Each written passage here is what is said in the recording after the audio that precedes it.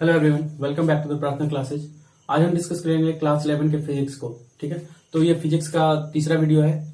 इसके पहले हम लोगों ने डिस्कस किया था, सेकंड चैप्टर से हम लोग पढ़ रहे हैं। ठीक है, सेकंड चैप्टर, फर्स्ट चैप्टर को छोड़ दिया था, थ्योरी है तो आप बुक से पढ़ सकते हैं। तो सेकंड चैप्टर में हम लोगों ने यूनिट एंड मेजरमेंट, जिसका नाम है यूनिट्स एंड मेजरमेंट, इसको हम लोगों ने देखा था। इसमें हम लोगों ने पढ़ा था कि फिजिकल क्वांटिटी क्या होता है पहले वीडियो में, फिर पढ़ा था यूनिट, फिर पढ़ा था यूनिट सिस्टम। यूनिट सिस्टम में 4 यूनिट सिस्टम हम लोगों ने देखा था। अब इसके बाद आता है हमारा नेक्स्ट टॉपिक, डायमेंशन। तो ये आज हम लोग डिस्कस करेंगे। कभी कभी क्या होता है, सेकंड चैप्टर इंपॉर्टेंट नहीं समझ के छोड़ दिया जाता है, लेकिन क्या है कि ये इंपॉर्टेंट है क्योंकि ये हमारा बेस है। ये इसका बहुत ज्यादा यूज है क्योंकि हर बार आपसे डायमेंशन पूछेगा और इसमें फॉर्मूला एक है, उस फॉर्मूला को पूछा जाता है। फॉर्मूला आप कैसे डिराइव करते हैं, फॉर्मूला कैसे बनाते हैं, और एरर, ये तो सबसे इंपॉर्टेंट है। इससे बहुत सारे एग्जाम में क्वेश्चन पूछा जाता है, नीट में इससे क्वेश्चन पूछा जाएगा। तो ये चैप्टर बहुत इंपॉर्टेंट है, इसको छोड़े नहीं, इसको भी देखें। तो सेकंड चैप्टर में हम लोग 3 पॉइंट हम लोगों ने देखा था, 3 को कवर किया था। हाँ, एक और कवर किया था, फंडामेंटल और डिराइव्ड फिजिकल क्वांटिटी। तो ये 5 टॉपिक था। आज हम लोग डिस्कस करेंगे डायमेंशन। देखते हैं डायमेंशन क्या होता है। देखिए डायमेंशन क्या है। डायमेंशन होता है एक्सपोनेंट। ठीक है, एक्सपोनेंट मतलब पावर लिखना होता है किसका, बेस यूनिट का। तो बेस यूनिट का जब एक्सपोनेंट लिखते हैं, पावर लिखते हैं, उसी को हम लोग डायमेंशन बोलते हैं। अब यहाँ क्वेश्चन है कि बेस यूनिट क्या है, तो बेस यूनिट हम लोगों ने पढ़ा था fundamental physical quantity. Fundamental physical quantity किसको बोलते हैं, एसआई सिस्टम को। जो एसआई यूनिट होता है, कितने हैं एसआई यूनिट, 7। तो इन 7 के टर्म में जब हम लोग दूसरे किसी चीज को लिखते हैं, उसको हम लोग बोलते हैं डायमेंशन। एग्जाम्पल के लिए 7 है अगर, तो आपके पास मास है, तो मास का अगर डायमेंशन लिखना हो, पहले बेस यूनिट का डायमेंशन लिखेंगे, तो मास का डायमेंशन होगा m, इसका आगे का लेटर m। यूनिट अगर पूछे, ये हो गया आपका डायमेंशन। अगर आपसे पूछा जाए यूनिट, तो यूनिट में क्या होगा, मास का kg। यूनिट अलग है, डायमेंशन अलग है। तो अगर उसी तरह लेंथ का पूछा जाए, तो लेंथ का आगे का लेटर l, यूनिट आपको पता है, ठीक है। फिर आपसे पूछा जाए टेम्परेचर, केल्विन, तो अब इसका ये मतलब नहीं टी लिख देंगे, है ना। टी किसके लिए होगा, तो टी होगा टाइम के लिए, ये इंपॉर्टेंट है। तो टी हो गया टाइम के लिए। टेम्परेचर का क्या लिखना होगा अगर, तो केल्विन। तो कहीं पे 3 चीज के लिए जनरली मास, लेंथ और टाइम के लिए आगे वाला लेटर यूज करते हैं, और बाकी सब के लिए उसका यूनिट ही यूज हो जाता है। जैसे मान लीजिए अमाउंट ऑफ सब्सटेंस भी एक है ऐसा यूनिट में, हालांकि इसका ज्यादा इस्तेमाल नहीं होता है, तो उसके लिए हम लोग लिखते हैं मोल, अमाउंट ऑफ सब्सटेंस के लिए। अब ऐसा नहीं कि ए लिख देंगे हम, नहीं, तो ये हो गया। तो जनरली यही 3 यूज करेंगे हम लोग। टेम्परेचर कहीं कहीं यूज करेंगे, तो मास, लेंथ और टाइम यूज करेंगे। तो इसको, ये हो गया आपका फंडामेंटल का, जिसमें ऐसा ही आता है, कितना यूनिट, 7 फिजिकल क्वांटिटी क्या है, फिजिकल क्वांटिटी, ठीक। तो फिजिकल 7 हो गया, बेस यूनिट ये हो गया 7। इसी के टर्म में हम लोग दूसरे किसी को लिखेंगे। अब दूसरे किसी को क्या मतलब, ये हो गया, ठीक है। देखिए 7 के अलावा, तो शुरुआत कहां से करेंगे हम लोग, सबसे छोटे वाले से। सबसे छोटा वाला कौन है हमारे पास, स्पीड, है ना, सबसे पहला स्टार्ट 7 को छोड़ के, 7 कौन, एसआई यूनिट को छोड़ के, तो स्पीड हो जाता है फर्स्ट। तो स्पीड बराबर फॉर्मूला लिखेंगे सबसे पहले, है ना, याद नहीं है अगर, सबसे अभी स्टार्ट कर रहे हैं हम लोग, तो इसका फॉर्मूला लिखेंगे। स्पीड बराबर क्या होता है स्पीड का, तो स्पीड बराबर होता है डिस्टेंस बाय टाइम, है ना, डिस्टेंस बाय टाइम। अब डिस्टेंस को क्या समझते हैं आप, लेंथ। डिस्टेंस को क्या समझेंगे, लेंथ। तो लेंथ समझे, तो लेंथ का क्या होता है l। टाइम का क्या मैंने बताया अभी, t। ये बेस यूनिट के टर्म में लिख रहे हैं स्पीड का। स्पीड एसआई में नहीं आता है, एसआई में सिर्फ कितना है, 7। तो दूसरे किसी का जब हम लोग एक्सपोनेंट लिखते हैं, किसके टर्म में, बेस यूनिट के टर्म, उसी को क्या बोलते हैं, डायमेंशन, सिंपल। तो LT, अब इसको ऐसे नहीं छोड़ेंगे, इसको ऊपर लिखेंगे, t का पावर -1, ये हो गया आपका डायमेंशन। अब आपसे पूछेगा डायमेंशनल फॉर्मूला,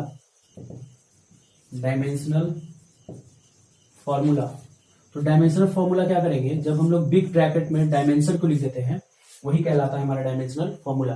तो हमारे पास डायमेंशन क्या है, एल टी, तो हो जाएगा power L T minus one. इसको किस में लिख देंगे, बिग ब्रैकेट में, इसको हम लोग बोलेंगे डायमेंशनल फॉर्मूला। तो स्टार्ट कहाँ से किया हम लोगों ने, स्पीड से। डायमेंशन पढ़ा, डायमेंशन क्या होता है, एक्सपोनेंट किसका, बेस यूनिट का। बेस यूनिट कितने हैं, 7। कैसे निकलेगा, तो पहला एग्जांपल स्पीड हो गया, formula distance by time. Distance को क्या ट्रीट करेंगे, लेंथ। लेंथ के लिए क्या लिखते हैं, एल, टाइम के लिए टी, ये हो गया। इसको किस में लिखेंगे, अगर फॉर्मूला लिखना है कौन सा, डायमेंशन फॉर्मूला, तो ब्रैकेट में लिखेंगे। यहाँ तो कोई दिक्कत, अब एक एक करके एग्जाम्पल हम लोग देखते हैं। हालांकि ये पिछले वीडियो में मैंने कवर किया था और कुछ क्वेश्चन भी दिया था मैंने, सॉल्व करिए उसको। हाँ, वो क्वेश्चन को आज हम लोग यहाँ पे सॉल्व करेंगे। तो सबसे पहले स्पीड लिख लेते हैं यहाँ पे, speed is equal to distance by time. अगर आपको फॉर्मूला याद है तो नहीं लिखेंगे, सिंपल लिख देंगे इसको, तो एल टी माइनस वन। ठीक है। अगर दूसरा है वेलोसिटी, सबसे सिंपल वेलोसिटी। वेलोसिटी में भी क्या होता है, डिस्प्लेसमेंट हो जाता है इस बार, डिस्प्लेसमेंट बाई टाइम। डिस्प्लेसमेंट भी क्या है, एक तरह का लेंथ, तो लेंथ हो गया ऊपर एल, टाइम टी हो गया, क्या हो गया ये, ब्रैकेट में अगर लिखने डायमेंशन फॉर्मूला, तो L T minus one. Same same speed और वेलोसिटी का यूनिट भी सेम, यूनिट क्या है, मीटर पर सेकेंड। डायमेंशन भी same, L T minus one, याद कर लीजिए इसको। उसके बाद दूसरा आता है हम लोग एक्सेलरेशन पे। एक्सेलरेशन बराबर क्या होता है, rate of change of velocity लिख सकते हैं इसको, rate of change of velocity. Formula कैसे लिखेंगे, तो ऊपर में वेलोसिटी का चेंज, तो वेलोसिटी v1 माइनस v2 छोड़ दीजिए, ऊपर वेलोसिटी और टाइम, नीचे टाइम, है ना। रेट है तो रेट टाइम के रेस्पेक्ट में ही रेट निकलता है। बुक का अगर रेट आपसे पूछा जाता है, बुक का क्या रेट है, क्या मतलब उसका, 10 बुक अप्लाई और उस 10 का बुक हुआ मान लीजिए 1000 रुपया, तो रेट पूछा आपसे, तो 1000 को आप 10 से डिवाइड करेंगे, रेट निकला, वो पैसे के टर्म में निकला, रुपया के टर्म में। और यहाँ हम लोग टाइम के टर्म में निकालते हैं फिजिक्स में, ठीक है। तो ये हो गया टाइम। तो वेलोसिटी का क्या हम लोगों ने पढ़ा था अभी, dimension L T minus one. Time का क्या होगा, टी। दोनों को कंबाइन करेंगे, कंबाइन करने से क्या बनेगा, L T minus to. Dimension formula लिखने होगा ब्रैकेट में, कोई दिक्कत, ठीक है। एक्सेलरेशन हो गया, फोर्स चलते हैं। फोर्स बराबर क्या होगा, मास इंटू एक्सेलरेशन। तो मास का क्या लिखते थे, एम, बताया था मैंने। एक्सेलरेशन का क्या है अभी, एल टी माइनस टू, तो ये हो गया आपका M L T minus to. Force को केजी लिखते हैं ना, यूनिट क्या उसका है फोर्स का, इधर लिख देता हूँ केजी। फोर्स का न्यूटन को अगर छोटा तोड़ना हो तो उसका होता है केजी मीटर पर सेकेंड स्क्वायर। इसको देख के भी आप इसको लिख सकते हैं, फॉर्मूला याद रखने की कोई जरूरत नहीं है। जैसे केजी किसका, मास का, तो मास का एम, फिर एम फॉर मीटर, लेंथ का एल, एस टाइम के लिए टी माइनस टू। इस तरह से आप यूनिट से भी लिख सकते हैं, फॉर्मूला से भी लिख सकते हैं। फोर्स का ही हो गया। फोर्स के बाद आता है वर्क डन बराबर क्या होता है, फोर्स इंटू डिस्प्लेसमेंट। चलिए इसका बताइए, फोर्स इंटू डिस्प्लेसमेंट, यूनिट बता, इसका डायमेंशन बता चलिए।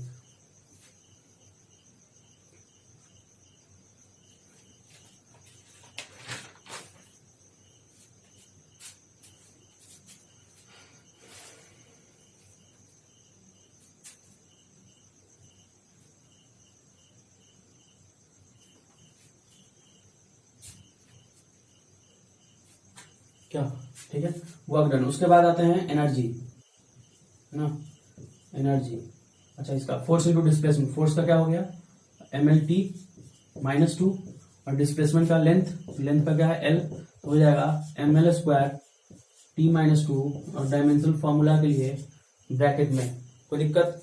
अब आते हैं एनर्जी का क्या होता है, टोटल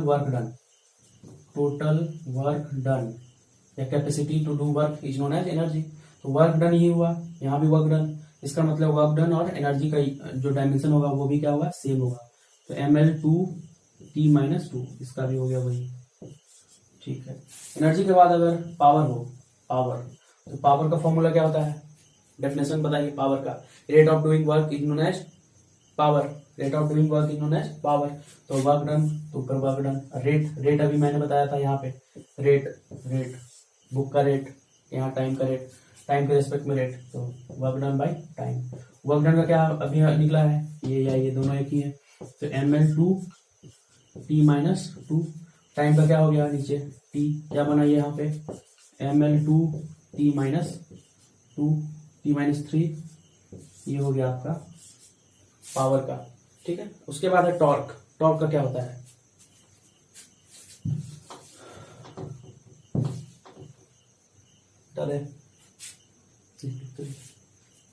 चले लिखो।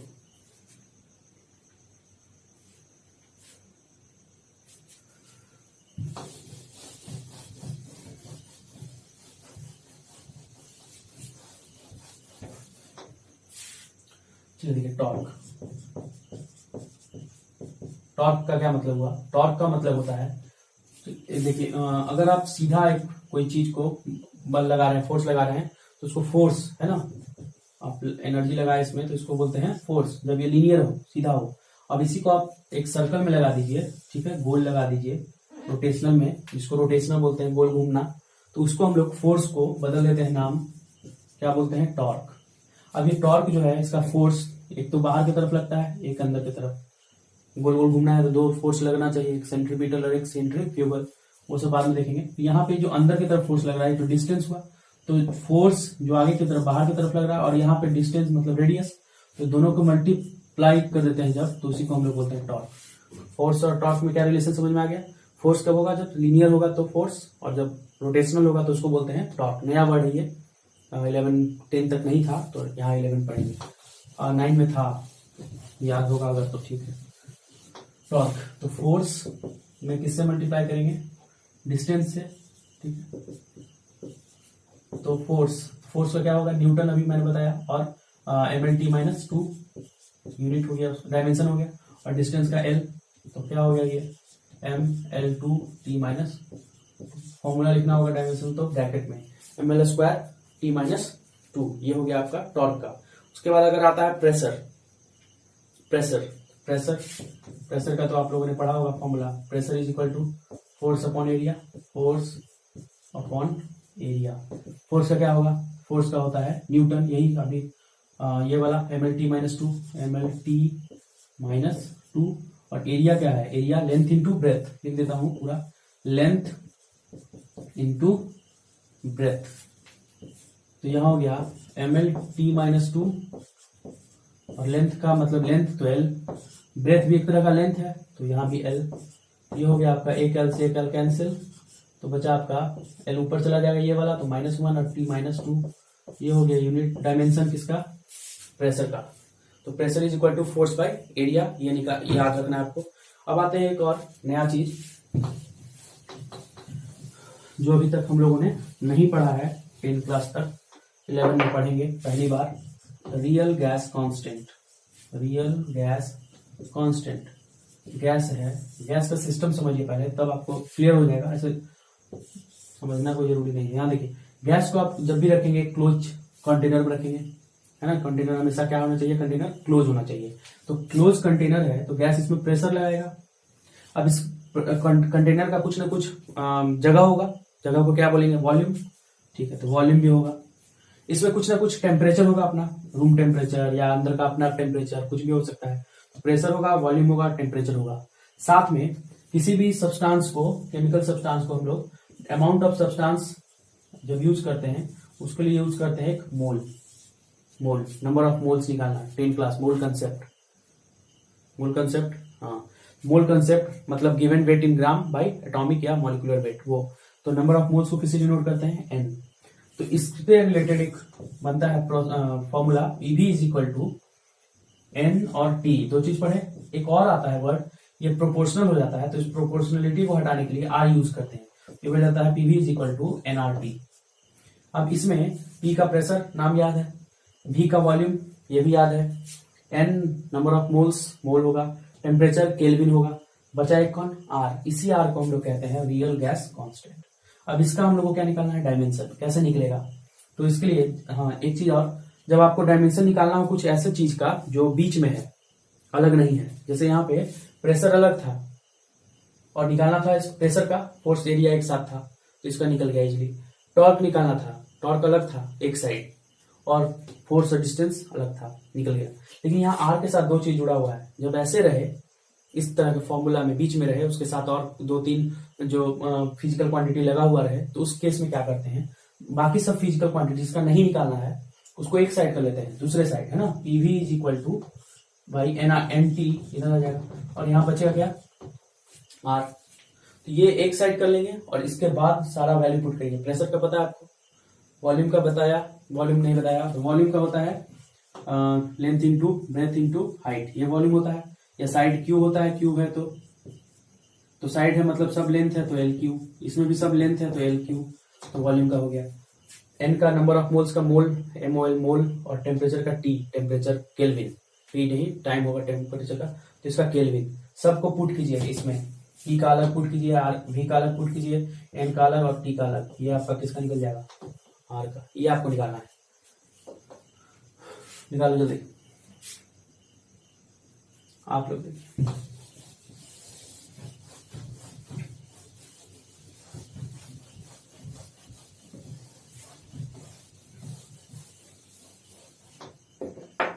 उसके बाद अगर आ जाए यूनिवर्सल गैस, एक है आपका ग्रेविटेशनल कांस्टेंट, ग्रेविटेशनल कांस्टेंट। अब ग्रेविटेशनल कांस्टेंट का क्या फॉर्मूला आप लोगों ने पढ़ा था, क्या होता है ये पहले देखते हैं। यहाँ एक मास है, दो मास है, ये अर्थ है मान लीजिए, है ना, और ये आपका एक मून है, मून है, अर्थ का मून सैटेलाइट। तो यहाँ पे है, दोनों के बीच का सेंटर से डिस्टेंस दिया हुआ रहता है r, इसका मास है n1, इसका मास है n2, ये इस पे फोर्स लगाएगा, दोनों एक दूसरे पे फोर्स लगा रहा है, उस फोर्स को कौन फोर्स बोलते हैं, ग्रेविटेशनल फोर्स। फॉर्मूला क्या होता है, तो होता है F is equal to G m1 m2 by r square. तो इस फॉर्मूला को यहाँ लिखते हैं F is equal to G m1 m2 by r square होगा। अब इसमें हमको निकालना है किसका, तो F का तो निकाल चुके, R डिस्टेंस है इसका पता होता है, M मास पता है, ये भी पता है, तो बचा कौन G। इसी G को क्या कहा जाता है, यूनिवर्सल सॉरी ग्रेविटेशनल कांस्टेंट, इसी का निकालना है। अब फिर से ये फंस गया बीच में, फंसा ना, जैसे यहाँ फंसा हुआ था R बीच में, ये भी फंस गया, इसके साथ तीन चीज और है, क्या करेंगे, बाकी सबको एक साइड रखेंगे, तो F by m1 into m2 और यहाँ हो जाएगा r स्क्वायर, और यहाँ क्या बचेगा G। ठीक है, राइट लेफ्ट कहीं भी लिख सकते हैं, उससे कोई दिक्कत नहीं है। अब इसमें क्या करेंगे हम, इसमें हम करेंगे सबका पुट करेंगे। F का क्या होता है MLT minus two, MLT minus two, R का डिस्टेंस है तो L स्क्वायर, M का मास है तो M, इसका भी M, और सबको अरेंज कर लेंगे, इस मास को दोनों को ऊपर ले जाएंगे, एक M से M कट जाएगा, इस तरह से सब जो है एक साथ मिलके G का आ जाएगा। तो G का आंसर बताइए, G का क्या होगा, डायमेंशन फॉर्मूला।